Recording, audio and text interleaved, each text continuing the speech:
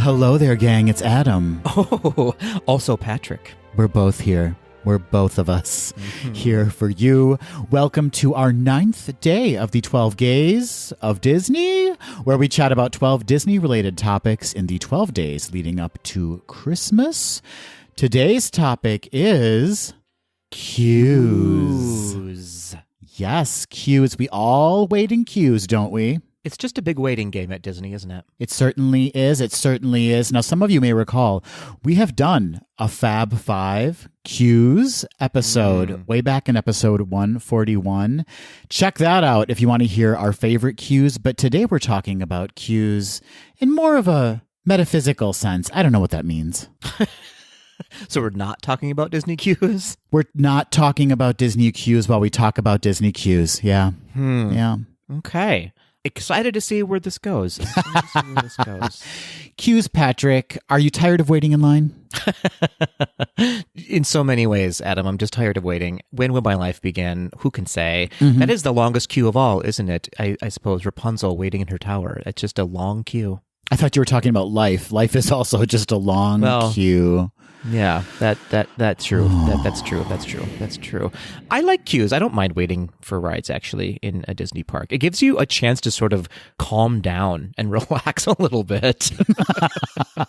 That's a good point. Yeah, it gives you a chance to kind of recharge, even though you may still be standing. You've been walking around a lot. Sometimes, Patrick, I'm going to be so bold as to say the kind of wandering that can occur at a Disney park can be the most tiring of all. When you are in place and you know what you're about to experience, or you're waiting to experience something, it can be energizing. Sure. Yeah, absolutely. Absolutely. Because it's all encompassing, right? You're in that little bubble of, it's all one experience when you're in the queue and then to the attraction. Absolutely. Yeah. You know what else is really interesting at Disney parks is the fact that you can kind of tell when an attraction was established or when it opened based on what type of queue it has. That's fair. Although that does not hold up for Peter Pan because the queue now outshines the ride itself, I think. Very true. They've updated that queue, but in the early portion of that queue and the later portion, now that I think about it, and then, of course, at Disneyland, we got the switchbacks, the classic switchbacks, which are so deceiving. They really are. It's like standing in the middle of New York, and it just goes on forever, doesn't it? It looks like you will never run out of city. You're like, is this line 5 people long or is it 5 million people long? You have no idea. And that, again, is Disney magic. Queues have certainly taken a turn during the pandemic, have they not? Hey-oh, get it? Because the switchbacks turning. Yeah. They have been a real roller coaster of, is it a virtual queue? Is it not a virtual queue? Do I have to pay to get into this queue, or can I get into it for free? I'm so confused by how the queues work. Am I going to be standing on top of someone? Am I going to be 6 feet away from someone? Well, no longer 6 feet away, that's for sure. I've taken to wearing spacers on the front and back side of my body so that I ensure that the 6 feet distance remains. Smart. Not fun for your friends and family, but smart decision. It's not, but I've made a choice and I'm sticking with it. I'm just going to start wearing an enormously brimmed hat while in queues, so to ensure that I'm in my own little bubble. And sun protection, Patrick. That's right. Absolutely. It has many purposes, mostly to keep people away, though. Is there a queue in a Disney park where every time you enter it, you're like, oh my God, I can't do this, but the ride is worth it? Oh, good question. I don't know. I haven't really thought about it. At the end of the day, all queues are kind of the same to me at this point, until you really get into the attraction portion of the queue, right? You know what I mean? Like, I'm thinking even like Rise of the Resistance, like until you actually get into the building itself, it's all just ramps and bars and not drinking bars, but metal bars that you're leaning against. So it all kind of feels the same to me. I don't know if there's one that stands out as, oh, brother of a queue. What about you? For some reason, whenever I enter the rock and roller coaster queue, I'm just like, I don't like this. Okay, fair. What about it do you not like? It's cement. It's a bunch of people kind of crammed together in a not so big area. I mean, it's outside. That's nice. But there's nothing to do until you get, no, even when you get inside, while you're waiting at that door, that stupid pre-show door, it's always so crowded and just unpleasant.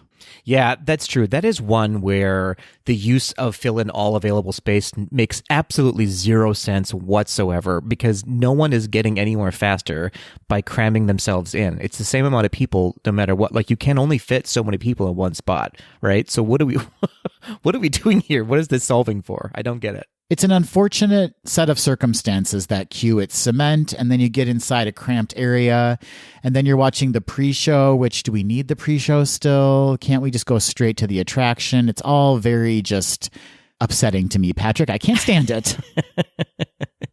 Fair. I feel like we need to lift things up because that was a real bummer of a conversation we just had. Sorry, everybody. Thank you, Eeyore. Is there a queue that really excites you or pumps you up for the attraction you're about to behold?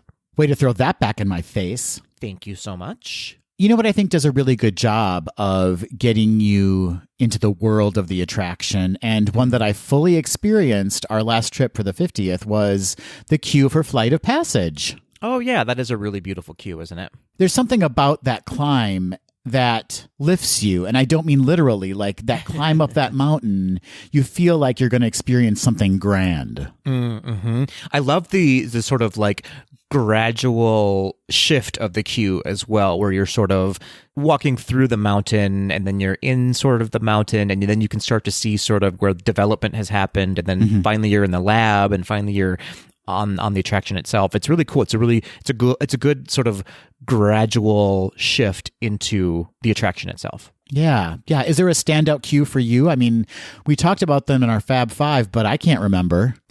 But I was not listening at all. I don't know. This didn't make my list at all, but I always love being in the dinosaur queue. I really do like that one. I think it's a good amount of like education along the way, and then you really feel like you're in the Dino Institute, and then Felicia Rashad, and then you're in the Land Rover area. I don't know. I think it's an exciting queue with a lot of different scenarios that you're going through. So there's always something new to look at. I like that you just said Felicia Rashad, and we all knew. Mm-hmm. Everyone knows what I'm talking about. Do you feel that more queues need Felicia Rashad in them? Yeah, I think so. I think my life needs more Felicia Rashad in it, so let's add her to everything. What if Disney's listening? What if? Come on, Disney, we know you're listening. What if the next time we climb that mountain to Flight of Passage and we walk past that Avatar tank, Felicia Rashad is floating in the Avatar tank? Oh, I would be really sad and concerned for her, I think. She's fine. She's got a breathing tube. Okay, great.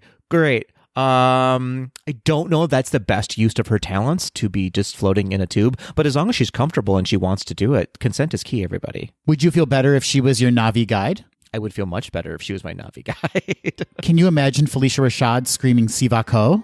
I can imagine that. Or if you were riding on the back of Felicia Rashad through the Moore Valley. I can feel her breathing. Yeah, she can fly. I absolutely believe that. I fully believe it.